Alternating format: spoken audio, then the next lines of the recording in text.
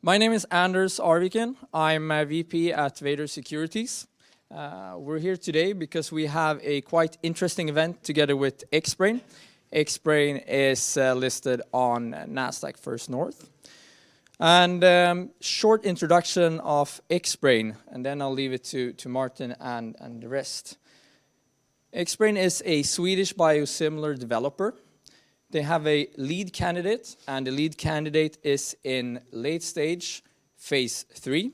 Sorry, they are late stage. They have entered phase 3, and they already recruited all of their recruitment sites to the study. Xbrane has, the lead candidate is a biosimilar to Lucentis. Lucentis is a eye drug, and that drug is today selling for more than 3.2 billion euro per year. And Xbrane has been able to sign a commercialization and co-development agreement with the German giant STADA. And that leads us to why we're here today, because today we have a quite unique setup and a unique presentation where we're going to hold a market launch insight for Xlucane. So together with the STADA, who is responsible of sales and marketing for Xlucane once it hits the market, we'll be presenting a little bit about how they will do it and what they've done previously. So I think with that cue, I will leave it to Martin, the CEO of Xbrane, and Anders Tullgren, the chairman of the board. And we also have Frank and Patrick from STADA, and they will introduce themselves later. Let's give it up for Anders Tullgren. I don't need it. Thank you very much, Anders, and very welcome to this meeting here with Xbrane, and also this time together with STADA, our commercial partner for our first product. My name is Anders Tullgren. Since a year back, I'm the chairman of Xbrane. I've been working in the pharmaceutical industry for more than 30 years, about 15 of them here in Sweden, and the last 15 around the world. I worked in the US, France, Germany, UK, and I've also launched a lot of biologics product throughout the world over the last year, about 10, 15 different biologics products. I worked for Boehringer Ingelheim, Astra, and the last 20 years for American company called Bristol Myers Squibb. But today the focus is on Xbrane. But before we go there, I actually want to start talking about what is a biosimilar and what this type of pharmaceutical product, what is it? We know historically that the pharmaceutical product that was developed was small molecules. They were produced by using chemistry, organic chemistry, where you actually put different molecules together and you can form a bigger molecule. This was how all the drugs was developed, the antibiotics, the classical cardiovascular products. However, in the 80s, they start to see that for some of the diseases, you actually need to have something that was a similar protein that you had in your body to have a better effect. And what you need to do then was to develop the biological products. So biological products are much bigger proteins, cannot be produced by synthesizing chemical compounds. And what you actually need to do is that they need to use a living cell, either a bacteria or an animal cell, to produce this product. So you insert it and you let the cells produce it. This is, of course, much more complicated than a normal chemical synthesis. So the biosimilar medicines that you come is highly similar, the products, to the biologics, but they are not exactly the same. So when you have a normal product, you can chemically produce a generic, which is an exact copy of the product. And that is how all the generic companies have produced a generic product, which are exact copies of this. When it comes to the biosimilars, you can only do something that's highly similar. Therefore, you also need to do a phase 3 study where you compare yourself with the original biologics to show that you have the same effect and safety. And of course, there is some cost to that, And of course, you also need to have a very talented research organization to come up with something that you're sure are similar. So this is just to understand what the biosimilar is. And why I put a little bit of emphasis on this is that Xbrane is unique. The biosimilar, we are the only listed biosimilar company in the Nordic markets. There is a lot of biosimilar companies out there. The biosimilar market is actually probably the fastest growing market segments of the pharmaceutical industry for the next 10 to 15 years. But we are the only one here in the Nordics. And therefore, I think it's important to go back and talk a little bit about what is biosimilars and why is it different to generics. So, what I said is very different. So if we look at traditional pharma, the chemical drugs, the small molecule drugs, and then the biologic drugs, what are some of the differences here? Some is that if you look at this sort of classical, the Lipitor from Pfizer against high cholesterol, the Nexium from Astra, Plavix that I worked for many years, you can see that there is many generics coming, and they're coming very, very fast, and the price drops dramatically. And the cost for they've taken a new generic to the market, perhaps you have a development cost of a couple of million euros. That's what it costs. It's quite straightforward. You can do an exact copy. We see a lot of these generic companies. We see a lot of production in India and other parts of the world. When it comes to the biologics, and we start to see it now as more biologics is coming, and the regulatory pathway for the biologics is clarified. We see FDA approvals, we see approvals in Europe. You see that there are fewer biosimilars because you need to have this investment in a large phase 3 study. And you see also, because of the less competition, less price decreases.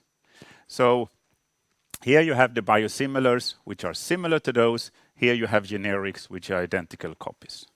And our focus is here on the biosimilar. So our vision is to be the leading innovative biosimilar research company. We need to do the research. We need to know what to do to come up with something that's similar. And we have focused the company totally on the biosimilars. We have one leading product, which is Xlucane, and we are now accelerating our pipeline of new biosimilars as well. So we have a very aspirational vision for the company.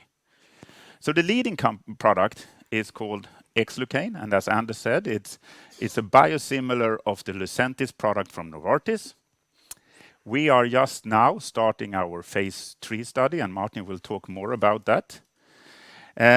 What is important to remember here as well is that when we talk phase 3 study, and I come from the innovative pharma, the big pharma, normally in phase 3, you have, say, 50% chance when you have a good phase 2 to actually come and have an approval and have a successful phase 3. There's about a 50% success rate.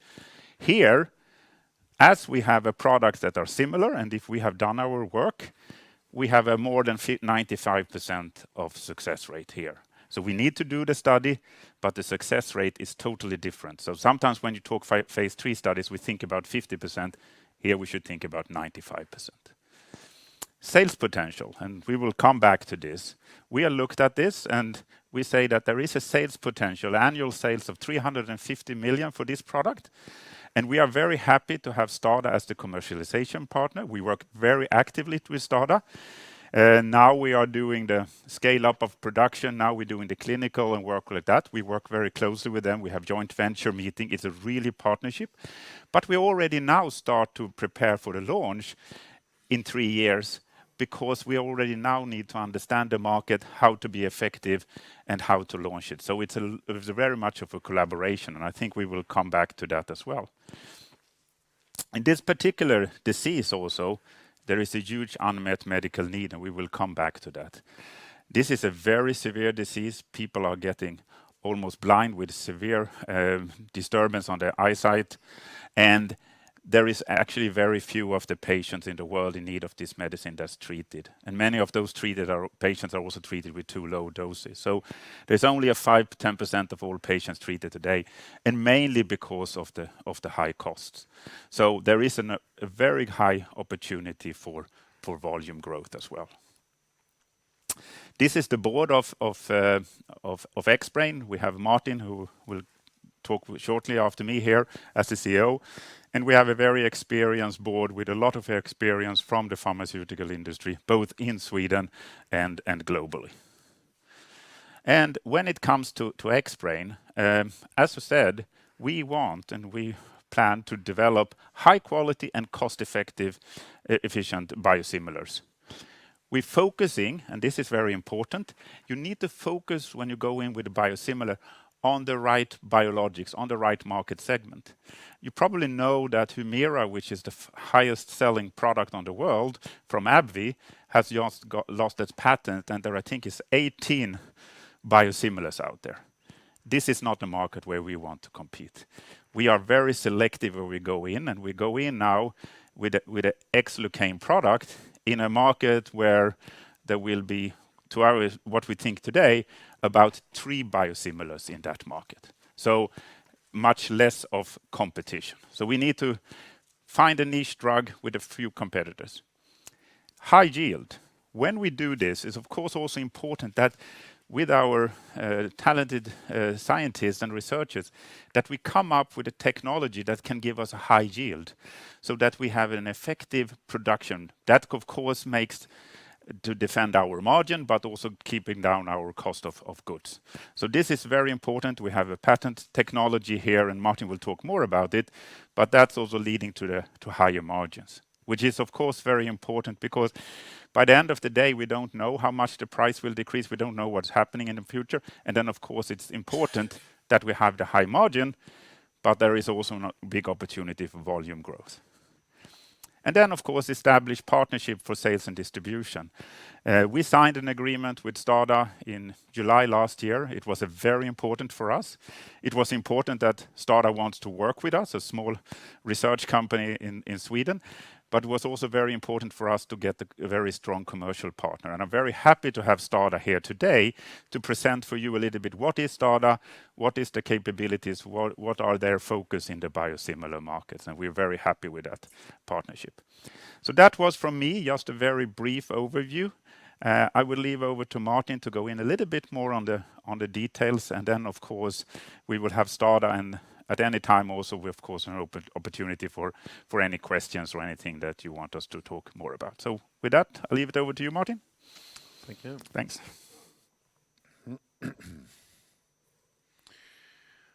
Okay, so this is our portfolio, and the leading product is an Xlucane, the biosimilar to Lucentis. And I would say that the absolute majority of the value of the company today, and also the value generation the coming years, is constituted by Xlucane. We're going into the phase 3 trial. First patient has been screened, but will be randomized and administered coming days. It's really happening now that this phase 3 trial is started. And planning for launching the product at patent expiration in Europe beginning of 2022. Then, as Anders said, we're focusing on more niched biological drugs as targets, and I think Cimzia is one of them. We're the only public company doing biosimilar on Cimzia, and this is a drug selling for 14 billion Swedish crowns, so still a sizable drug, so that's a great opportunity for us. Then we are developing preclinically a biosimilar to leukemia drug Oncaspar with sales of 2 billion Swedish crowns, and also, although regulatory speaking it's a hybrid, we're addressing a decapeptyl, which is a prostate cancer drug selling for 4 billion Swedish crowns. And actually, patent of Cimzia expires 2025, so it's a good timeline for us. And for Oncaspar and decapeptyl, patent has already expired, but there is no other biosimilar on the market on those two ones. So these are more niched products and the opportunities we would like to go for. But talking more about Xlucane, and specifically the phase 3 trial we're now going into. In its design, it's quite simple, and it's a design which has been agreed with the regulatory authorities in the US, FDA, and also EMA in Europe. We're recruiting 580 patients with age-related macular degeneration, which is the main indication of the originator product Lucentis. 2 groups, half will be getting treatment with Lucentis, and the other group will be getting treatment with the biosimilar Xlucane. Primary endpoint is really change in visual acuity 8 weeks after initiation of treatment. So it's quite simple. 8 weeks in, the patients will have to read letters of certain sizes on these boards that many of you maybe have seen when you examined your vision. And that's really the primary endpoint, to see how has the patients improved the vision. So it's an efficacy endpoint. And we have to be compared to the originator drug within a pre-specified equivalence margin, which of course is agreed with the regulatory authorities. Then we're following the patients during 12 months for certain secondary endpoints and also certain safety measures. And it's a really big trial. 150 clinics worldwide, focus on Eastern Europe, US, India, and a few other countries. But it's really in order to be able to recruit this patient population quickly, but also to enable an as global as possible marketing authorization of the product. We're working with Syneos Health, which is one of the largest CROs or contract research organizations in the world, and also the one with most experience in ophthalmology lately. Yeah, so this is very exciting times, and as I said, first patient will be administered just within days, and then the ambition is to recruit all these patients during this year in order to be able to report data on the primary endpoint on all patients Q2 next year, file for marketing authorization, and then be able to launch the product beginning of 2022. Our peers.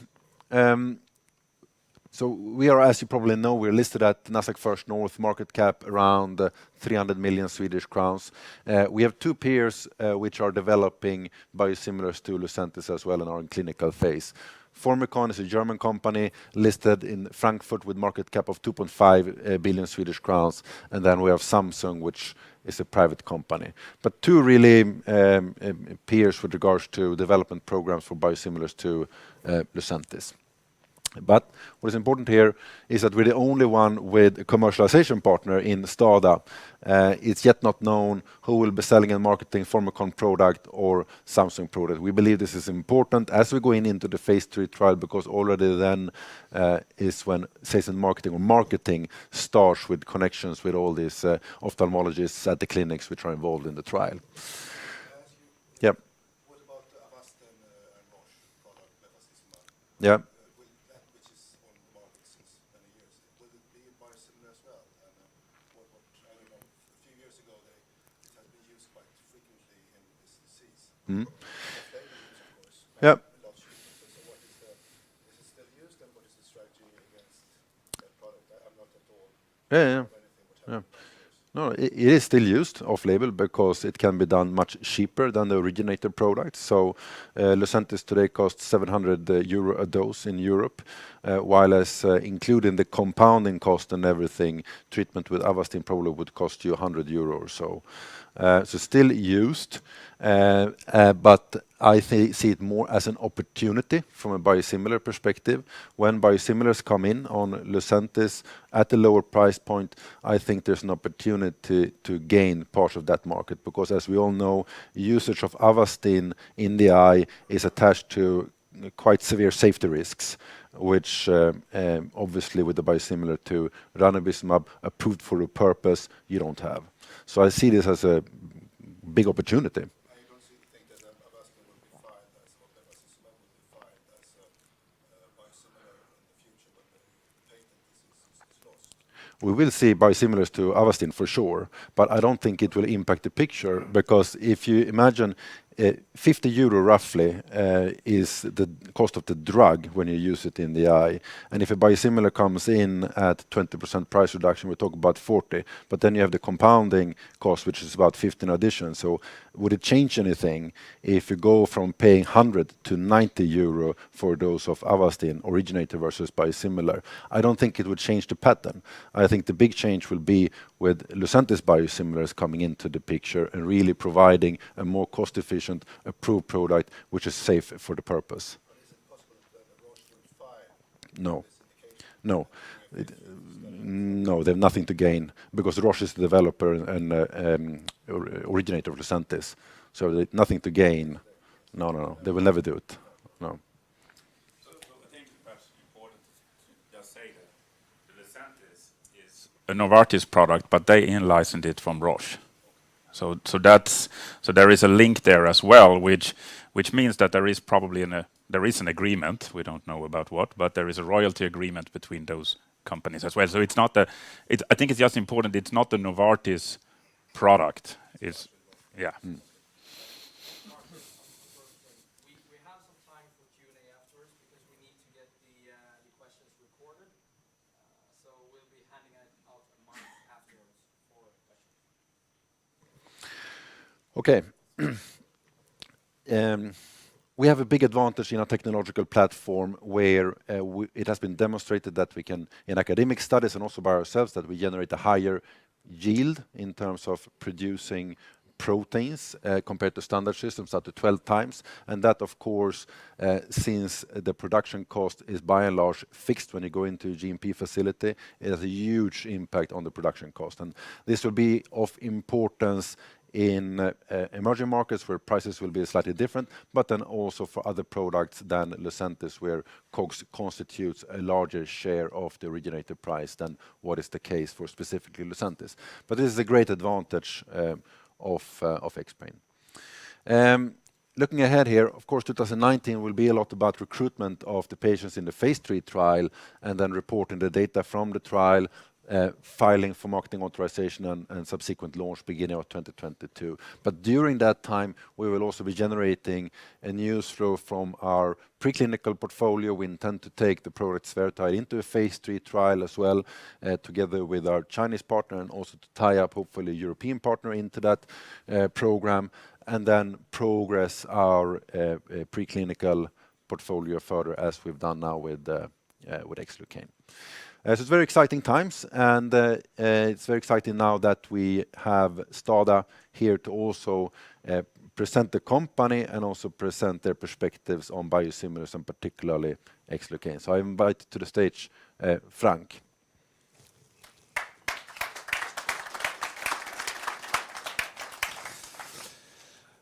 Good afternoon. Patrick and myself, we feel honored to be invited here to present with our partners Xbrane.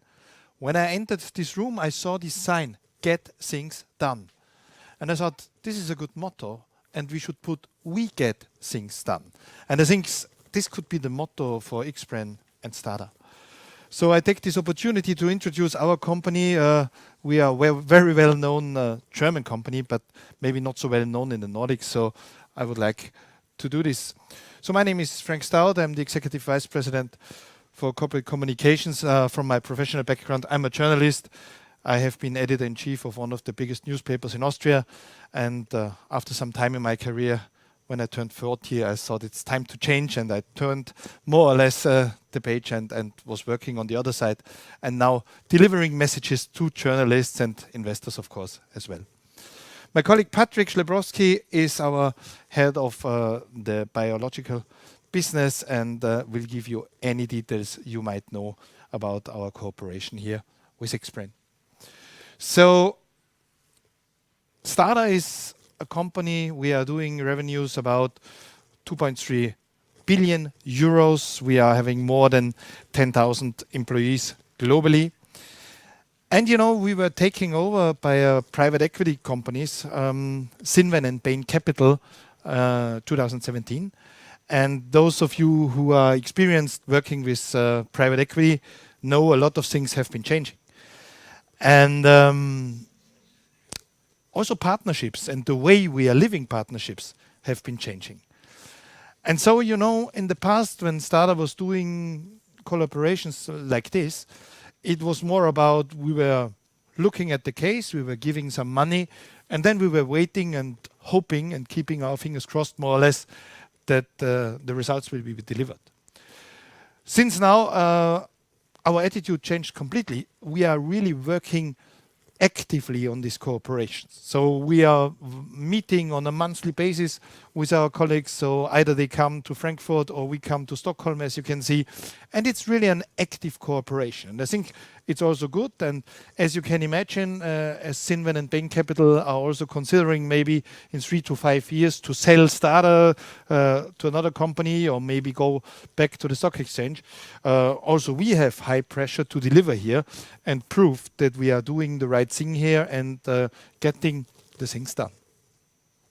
The vision of the company is to be the partner of choice in generics and consumer health in Europe and selected emerging markets, while continuously outgrowing the industry in terms of growth and profitability. You see, growth is one of our key drivers, and knock on wood, we are doing really well and had a fantastic year 2018. Our purpose is to care about people's health, and as you will see, we are celebrating 125 years STADA next year, so we are a trusted partners. The values of our company are also clear. It's integrity, it's entrepreneurship, it's agility, and one STADA. What I mean with one STADA, I will explain in a minute when you look at the landscape where we are coming from. So this is our executive team. Our CEO, Peter Goldschmidt, joined last September. Peter has huge experience. He was working more or less 30 years for Novartis. His last job was he was the head of the US global Sando generics business. And he knows especially Novartis in and out, of course, but also, of course, a lot of the generic business.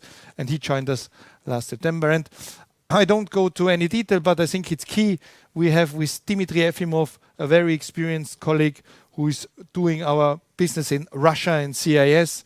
We have Stefan Wagner doing our European markets outside Germany and UK. He has also a background from Biogen, also knows this business very well. Roger Scarlett-Smith is leading our UK business, and Patrick is leading our German business for the biosimilar phase. So as you can see, we were founded by German pharmacists in 1895, and as I mentioned before, we are celebrating 125 years. And as you can also see, we launched 2008 our first biosimilar APO product. Patrick, you will talk a little bit. And yeah, we were acquiring a lot of companies, and this gives you then the strategy. We are focusing on generics business and consumer health business. And in the generics business, we say we have the specialty pharmaceuticals and as well the unbranded and branded generics. And in the consumer health business, we are focusing mainly on over-the-counter products and also food supplements and similar things like this. Yeah? So headquartered in Germany, but Vilbel, close to Frankfurt. We are selling, and this is important to you as well, I guess, we are selling our products in more than 130 countries in the world. We are one of the fastest growing OTC companies, and in the generics business, we consider ourselves under the top 4 in Europe. These are the latest figures. I was mentioning them at the beginning. 2.3 billion revenues last year. EBITDA, as you can see, very good, plus 16% last year to 503 million, more than 10,000 employees, and more than 650 products were launched. This is why I was talking in one of our values about one STADA. So there is no one STADA global brand. This is why you maybe not know our company, because STADA is very well known as a brand name in Germany. And in Russia, for example, we are Niche Pharm, we are Thornton & Ross in the UK, and Hemopharm in Serbia, or we are the biggest pharmaceutical company in Belgium, not only as a generic player, as well as an originator. We are the biggest one with Eurogenerics. So what I want to show you with this picture, we are counting on strong local brands, bless you, very well known in each and every country. Yeah? So we don't come from a perspective, we are one global company and rebranding each and every country. We said, no, we keep our strong countries, but what we are now doing is we are bringing, let's say, an international management style to all of the company. And this is a journey we are just started 2 years ago, and I guess it's pretty successful. So here you see one of our top brands. Apogo is a Parkinson medicine, which we are mostly selling in the US, and some other brands. Gripostat is a famous product in Germany. Snoop, Aqualor, very famous products in Russia. So you see also here really diverse. If you also look at it, 70 million, 42 million, 40 million. So this shows you we are not having the one global top seller. We are really, as well as I told you, with the countries, we are counting on strong brands in each and every market. Here you also can see a little bit how diverse is our production network. We are mainly producing in Germany, UK, Russia, and Serbia. At the moment, we are building production facilities in Vietnam. Also, the Vietnam business is one where we are counting on, and we are thinking we can do good progress in the next time. And as I mentioned before, we are selling our products in 130 countries, and we have our own sales companies in around 30 countries. Talking about partnership with Xbrane, I think when you look at it in a nutshell, the development costs are shared equally. We have also a 50-50 split in commercialization, and what I mentioned before, it's really an active collaboration. As you can see, the guys asked us to come to present also for you as potential investors. It's clear for us this is good thing also to learn a little bit how you see the things, what questions do we get, are we on the right track? So it's really a very active collaboration, and it's not only telling you a story today, and also maybe when we have a discussion, I'm pretty sure you will be convinced on this. And as I mentioned before, it's also about us who have to deliver to our owners that we really believe in this story with Xbrane. We did an upfront payment of 7.5 million, and yeah, it's clear. Xbrane does more or less all the technical parts, the development, and we are the commercial part of this cooperation. On the other hand, as I mentioned before, we were launching our own first biosimilar 2008. So it's not the case that we are only counting on their experience. We also have a lot of experience, and we have also experts in our house. So it's really a very good discussion we are having, that we are going in the right direction. Why did we choose Xbrane? As I mentioned before, we really believe in this technological platform. We also see pretty strong preclinical data, and from me as a personal perspective, it's all about people at the end of the day.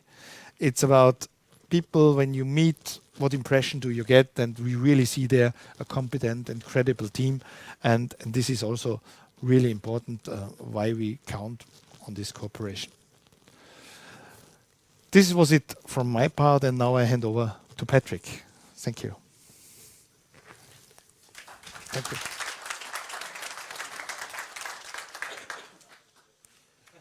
Thank you, Frank. Good to be here. Good to meet you. Thank you for inviting us.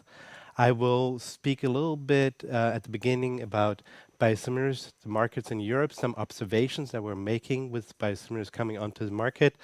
Then about the STADA experience in biosimilars and the setup that we have in specialty. Before at the end I talk about ranibizumab and the market potential of the ranibizumab case.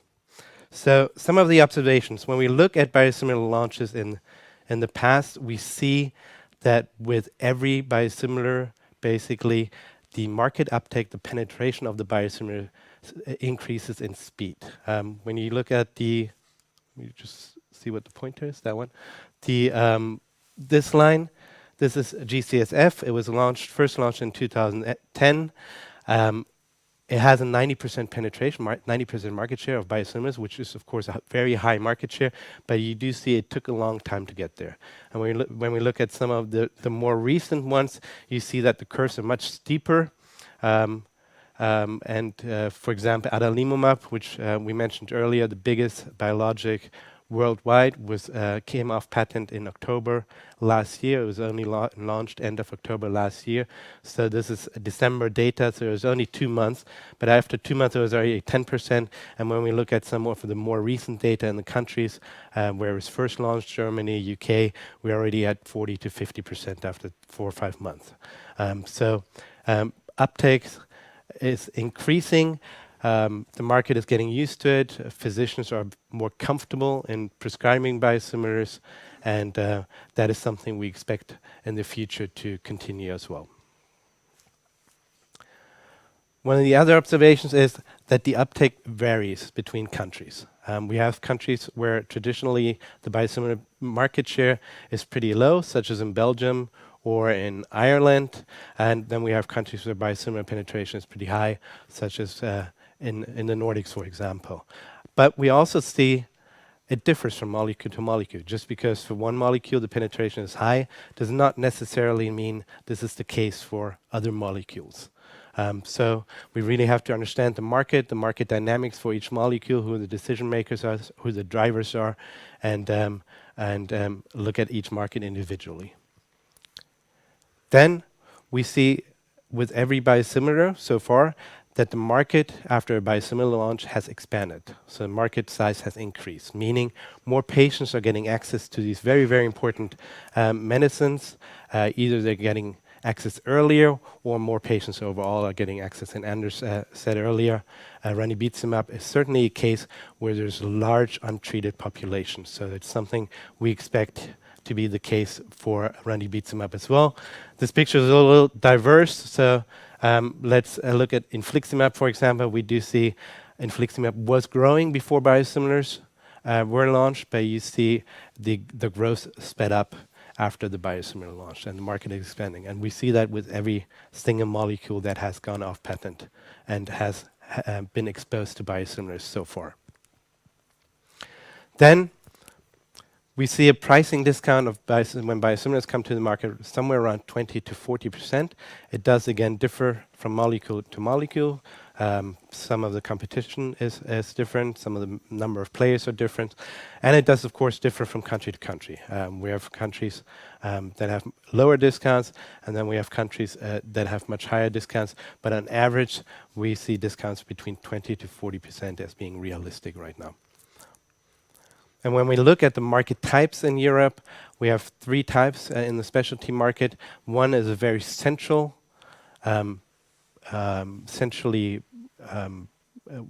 market with tenders, such as we have in Denmark or in Norway or even in the UK, where strong national tenders decide who the winner is.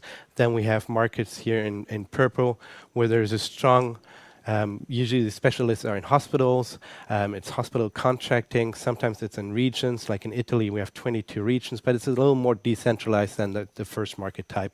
And then we have a third market type, like we have in Germany or in France, where there's a strong retail component, so single office space, or sometimes 2 or 3 physicians in one office, in the specialty care setting outside of the hospital. So very, very decentralized, where you usually need a little larger field force size. And this picture differs from, this is only exemplary, this is pegfilgrastim in this case, and it does differ from molecule to molecule. Adalimumab, for example, is much more retail-based than an oncologic product such as trastuzumab. And so again, we have to understand the market dynamics for each of these molecules and for each of these markets. And that's where we look at our structure and how we do it, and what's the setup. And we have some experience in the biosimilar market. As mentioned earlier, 2008 was our first launch of our APO18. We were among the first players just after Hexal, so the second company to launch a biosimilar at all. and so more than 10 years of experience. We did launch Filgrastim in 2014. We have a teriparatide that has an EMA approval that we're launching later this year. There's a patent still existing, so we're waiting for the patent expiry. Then we have a rituximab, we have a pegfilgrastim, a bevacizumab in our pipeline, and of course, the reason we're here today, our ranibizumab co-development with Xbrane. We have set up an organization centrally, typical matrix organization with a central team working on biotechnology, working on biosimilars from regulatory and development, supporting our colleagues at Xbrane, but also in the commercial sector, having a medical, having a product manager preparing the products, and supporting the countries. And in the countries, as I said, we are building up capabilities and capacities right now for our launch in 2019. We will have around 200 people working on biosimilars to some extent. And of course, we have to see with each biosimilar, what is the market need? What do we need to do to be successful marketing, commercializing this product? When we come to ranibizumab in a few years, we might shift some of the headcount, we might build up some of the headcount, and at the end, it will probably be a combination of both of that. Looking at the APO a little more in detail, because again, it was our first biosimilar that we launched, and it was our own development. So we have some development experience, and some of that team is still there, and working with Xbrane on the development of ranibizumab. We launched it in 2008. It was an internal development. We then decided to out-license it to Hospira, now Pfizer, and to give the rights outside of Germany. In Germany, there are 2 licenses. Pfizer is marketing it, and we are marketing it. But outside of Germany, Pfizer is marketing it. They just launched in the US as well. They just received FDA approval last year. And when we look at our sales in Germany, you see over the last 10 years, we have shown we can market biosimilars. We have grown significantly. We're around 30 million right now, and we're still growing this year again. We've had so far the strongest quarter we've ever had with this product. And overall, again, we're producing the product also for Pfizer. So the API comes from us. And we have sales of over 200 million with this product in Europe.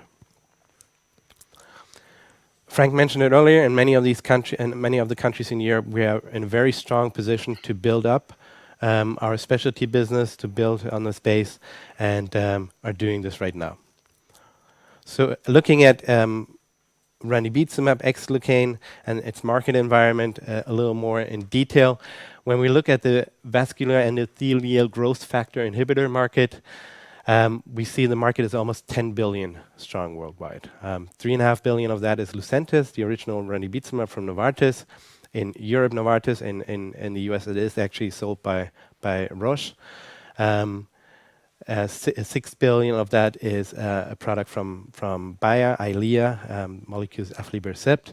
And you see the market is growing strongly. Both molecules are growing. Lucentis still growing with 8%. There are expensive treatments for the patients. So again, a lot of patients are going untreated. We do have the off-label use from Avastin. So actually, when you look at volumes, the off-label use has higher volumes than the original products. We, as mentioned earlier, we have a large untreated population with patients either being treated off-label in the best case, or not being treated at all and are actually going blind, which of course is very unfortunate. Looking at Lucentis in a little more detail in the split, we have about 1.6 billion in the US, about 1.3 billion in Europe, and then the 0.6 are rest of the world. A majority of that is Canada and Australia. And then we have little sales in many other countries, which we also see when we look at the European picture on the right-hand side. Basically, the top 5 countries in Europe make more than 85%. And of course, the top 5 always make a majority, but 85 is pretty significant. The top 2 countries, Germany and France, account for more than 50% of sales in Europe. And again, that shows there's a large majority of the population in Europe even, and even in Western European countries, but even more, of course, in Central and Eastern European countries, where the patients are not treated for this disease. So overall, we do have a 3.5 billion product opportunity or potential, basically, when we look at only the originator. We do see biosimilar penetrations increasing over time. So by the time ranibizumab is launched, we do expect a penetration of biosimilars around 50%, and of course to increase that over time as well. Price discounts are likely somewhere around 30 to 50%, and as Martin mentioned earlier, we have a product in a market and in a development surrounding environment where there's not 10 developments. We do have 2 very serious competitors that we're expecting to come to the market, but it's not overcrowded, so we can expect to have a significant market share. And that's basically the base case. When we look at other potential upsides that we do not include in our calculations, but from experience we can expect it. One is the increase in market size, which we have seen with all of the biosimilars. Then, of course, taking some market share of the off-label Avastin use, but also at the same time taking some market share from the Eylea business that's been growing very strongly. And of course, again, the major markets or areas, emerging markets, where there's a lot of untreated patients. And we do see, again, the potential for the market to expand as very significant. Overall, again, a great opportunity for us. The reason why we entered the partnership, of course, it is a big product. It will be a big growth driver for us, and we're looking forward to launching it. Thank you.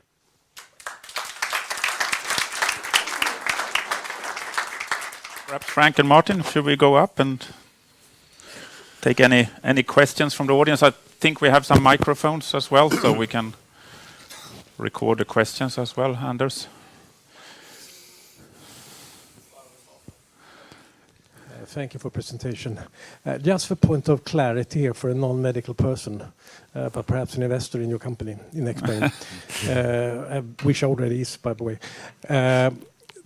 What is the advantage with a biological drug relative to a chemical-based drug? Is it because it's easy to do, or you can get quicker to the market, or why would you go that way in the first place to launch originating product? Yeah.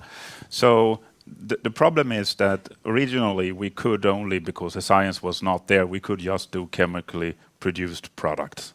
And we came up with a lot of products from antibiotics to some of the cardiovascular products.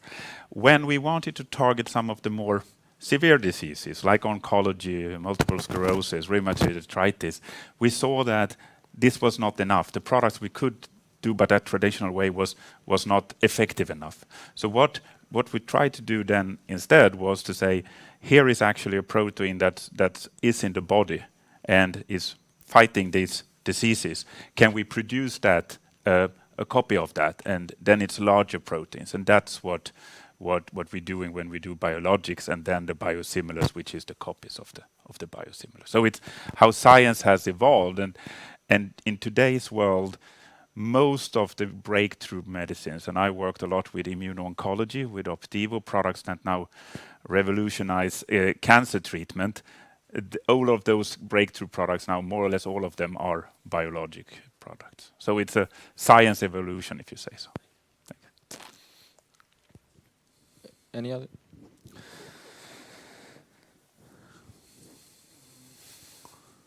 How do you view Momenta's biosimilar for Eylea? And I think there's a South Korean company entering into clinical trials with a similar product as well. Martin, you want to? Yes, there are, but the patent of Eylea expires 3 years after Lucentis, so I think we have a great opportunity in that time frame to grab market share from Eylea. Then, of course, there will come biosimilars to Eylea. If we only see these two, it's a very fortunate situation for that molecule, given the size of it. So I don't think at all that's something which stresses our business case. Rather, it's again very favorable situation given the size of the opportunity. Does the patent expire for Eylea? In the US, it's 2023, so it's 3 years after Lucentis, and in Europe, it's 2025. And maybe to add, the products are not mutually exclusive. So the patients do get both, you know. So yeah. Yeah. Yeah. Yeah. Yeah. Yeah. I have a question concerning manufacturing. The first question is, where do you intend to do that once you become operational? The second part being, is there considerable economy of scale in manufacturing? That is, should it be done global in one site, or do you see it distributed in several sites? We produce the drug substance together with our partner Biotech Pharma in Lithuania, and we already do it at the commercial scale. So we already set it up at a scale which will be used commercially in the market. So is there an economy of scale?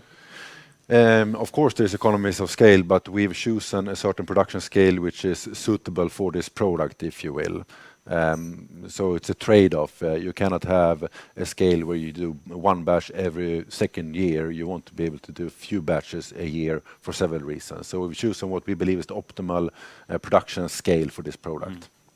So manufacturing will be an Xbrane responsibility in the coming cooperation? Yeah, that's Xbrane responsibility in the agreement with STADA, and we do that together with partners such as Biotech Pharma in Lithuania. Thank you. Just one comment from my side. We know that there is, of course, there's been building up a lot of biologics capabilities around the world. It's been actually a scarce resources. When I worked for Bristol Myers, we worked with Samsung, we worked with others because to have enough volume. One thing with Xlucane specifically is, of course, that it's very small volumes. So you have actually an advantage from a manufacturing point of view versus some of the oncology products where the volume is much bigger as well. So from a capacity point of view, I think we are well suited there. We have an effective collaboration from Lithuania, and that together with the high yield that we have, we're looking quite favorable on it from a production cost perspective.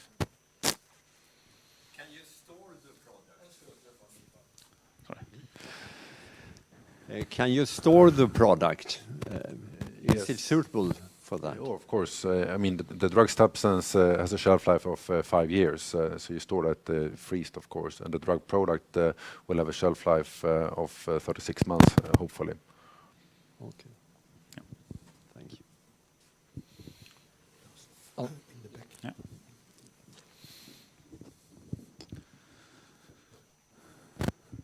There is, of course, a lot of revenue at stake for Lucentis, and what do you anticipate from their side in terms of politics trying to delay your market entry? Yeah, so I think each of the products where we see here is different, and we've talked going back, for example, to the Humira case. We know that there's been a lot of legal discussion and a lot of defense when it comes to the Humira and the patent situation there, and that's with AbbVie, and that's also delayed the launch in the US. And I think that's quite a special case. When it comes to the Lucentis case, I think two things to remember there. One is there's not a Novartis product, it's a Roche product, so they have actually in-licensed it for that, which makes it sort of complex.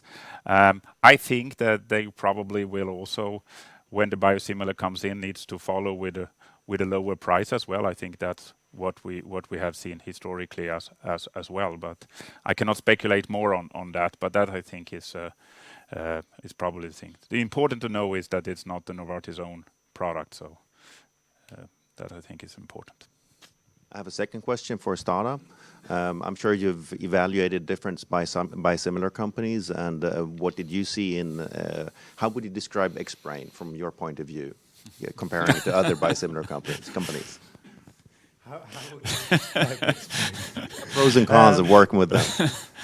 No, and the pros are, of course, it's a small company. That's always good because it's agile, right? And we like to be close to a development like this. It is a very important development for us, and the collaboration is very, very good.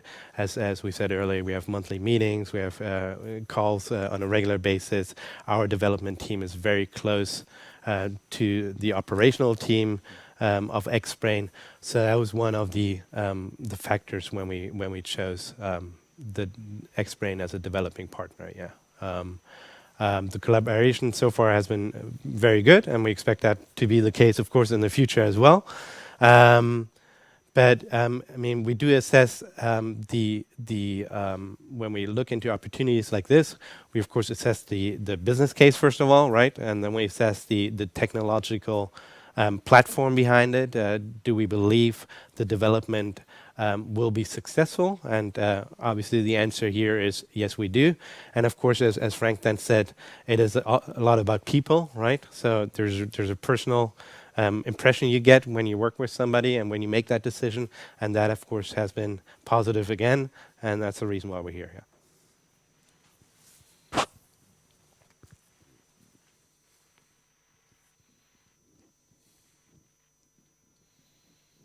Could we just go back a couple of slides on your penetration, on the penetration slides, market uptake? I think it's the other presentation. It's a STADA. It's a STADA slide.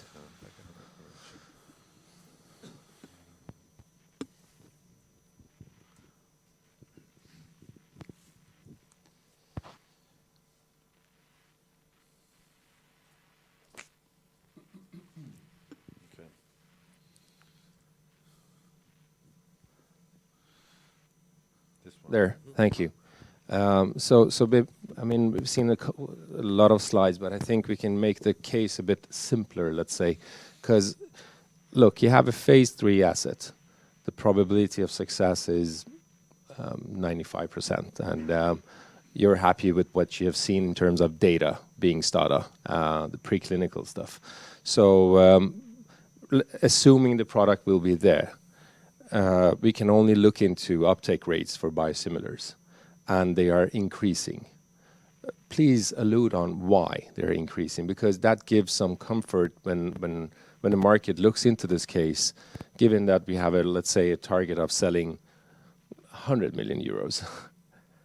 Since the uptake is increasing, one needs to understand why that is. I mean, biosimilars are still a fairly new story. As Anders said, biologics have come on the market maybe 20-something years ago.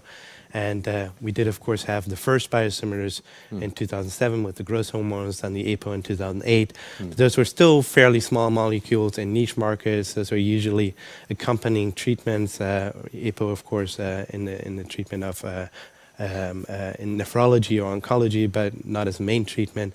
And then in 2015, we had the first monoclonal antibody coming off patent with infliximab in a new field, rheumatoid arthritis. In that field, of course, now since then we have had etanercept, we've had adalimumab come off patent, and then in the meantime we've also had trastuzumab, rituximab coming off patent in the oncology setting. We've had some insulins there, so it's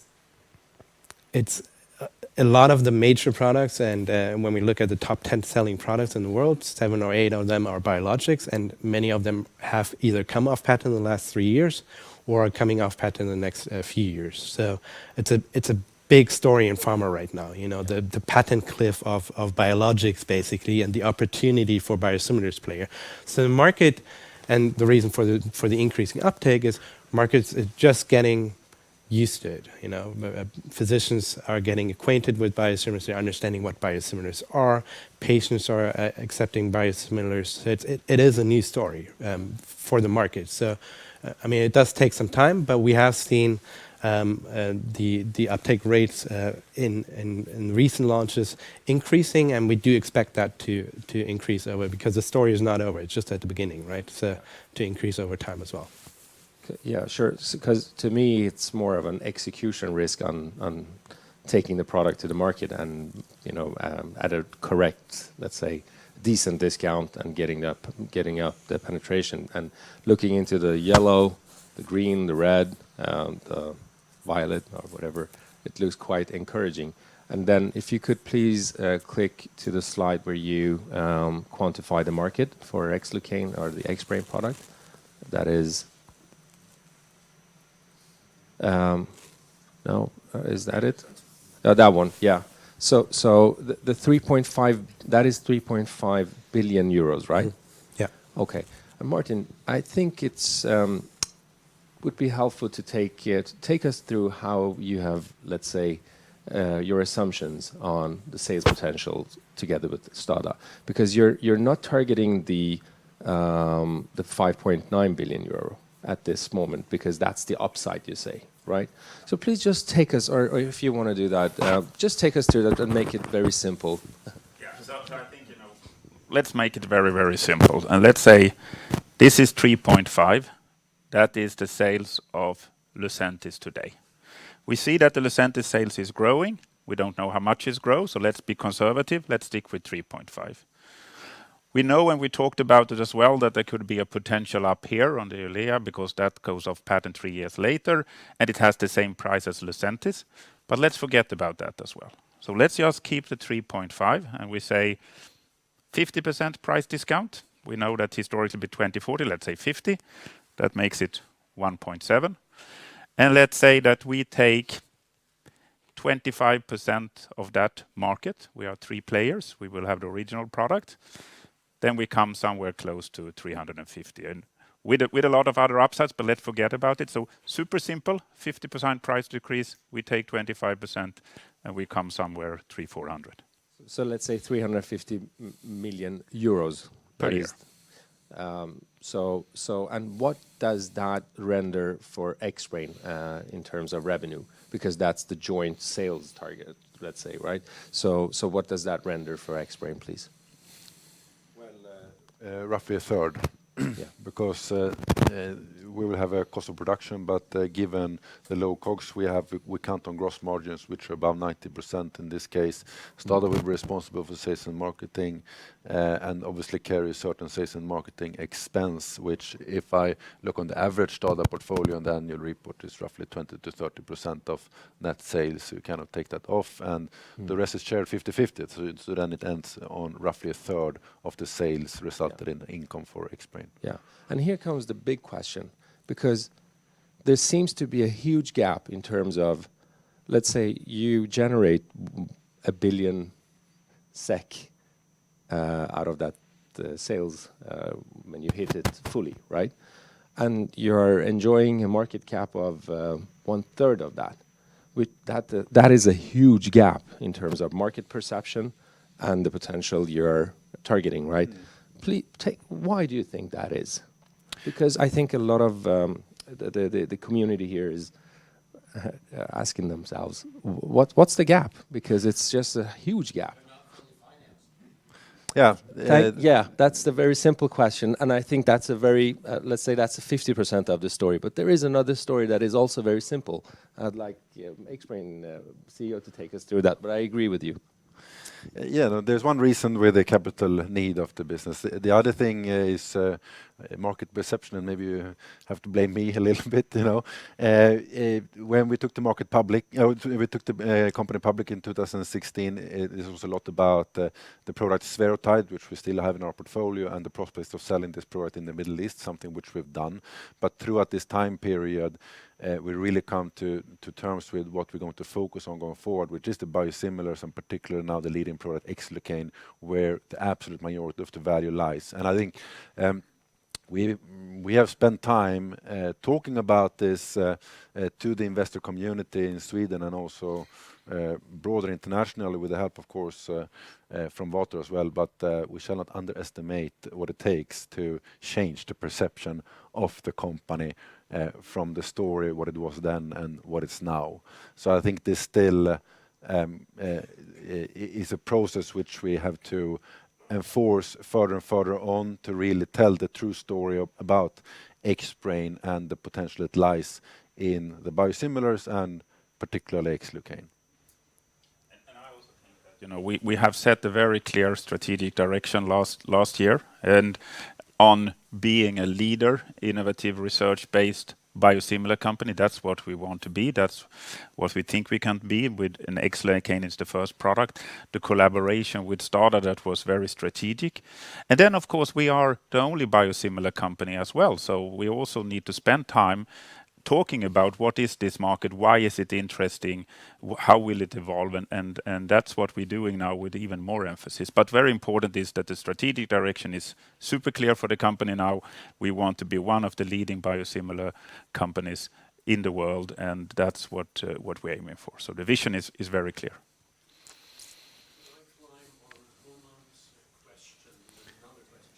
Yeah. Which is to STADA. Did you consider acquiring the entire company of Xbrane? Because you really had the opportunity to really look into this company more than any other party could have, because you're working on this commercial agreement that you finally reached. So my question, did you consider buying the company?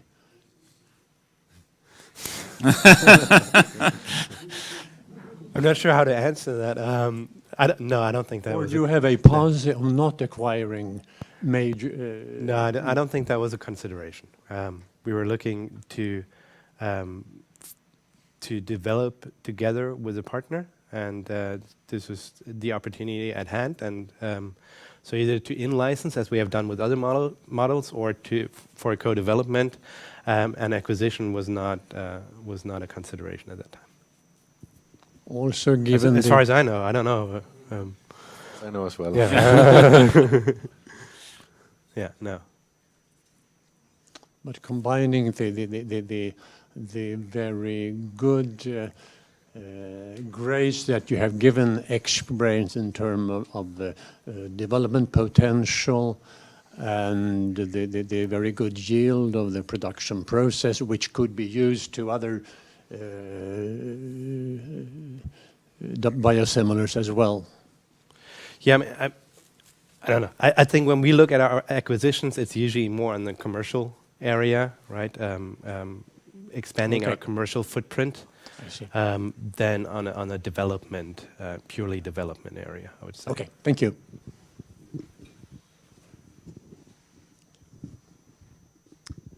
You have an asset in spherotide. What are your plans for that? Could you perhaps sell it off and have part of the financing solved? Martin, you want to? Well, as we have defined strategically that biosimilars is the route we want to go, that could have been an option, but we do believe that the best way to generate value out of this asset is to take that product further into a phase 3 trial to target marketing authorization of the product, both in China, where we have a partner and where there is a substantial market, and in Europe, where there is a substantial market, and we also are working to tie up a commercialization partner for the product. So I think the best way to generate value, we still believe a lot in that product, and the best way to generate value from that product is to take it towards the continued journey towards marketing authorization and subsequent launch. It's an asset for us. We will continue to work with it. What is important, however, is that moving forward, the vision is for us to accelerate our biosimilar pipeline. That's where we see that we have the advantage, and that's part of what the activities we work on now as well. Question from the back in the room. Yeah, we have a question coming in via the webcast to STADA. Your CEO mentioned last year there would be investments of up to 100 million euros over the coming 3 years within the biosimilar space. How's that gone so far, and how might the coming 5 years look? I mean, I don't know if I mentioned it, but we have a pipeline, as you saw. We are in discussions with several companies on further products. Right now, we have another discussion tomorrow, for example, with a company. We're ongoing on different fronts for different products. Some in further stages, some already in very early in the discussions, but we cannot be more specific than that. So, have we run out of questions, or do we have any more in the room on the webcast? Doesn't seem like it. Anything to add from you guys? No? No, You I want guess to wrap it up? a big thank you to all of you who came and listened, and we really believe this is an exciting moment for Xbrane as we go into this important phase 3 trial, and we're very happy that now STADA could join here, and thanks a lot, of course, to Patrick and Frank, and tell you a little bit about the company and also how they think about launching biosimilars, and particularly Xlucane. So I hope that you all got out of the session what you wanted. We're going to thank you, of course, but I want to mention also that if anyone would be interested in investing on the stock market in Xlucane, well, half of that possibility is now getting delisted. So I guess there's only Xbrane left on the market. Anyhow, thank you very much for coming today, and thank you very much to these guys.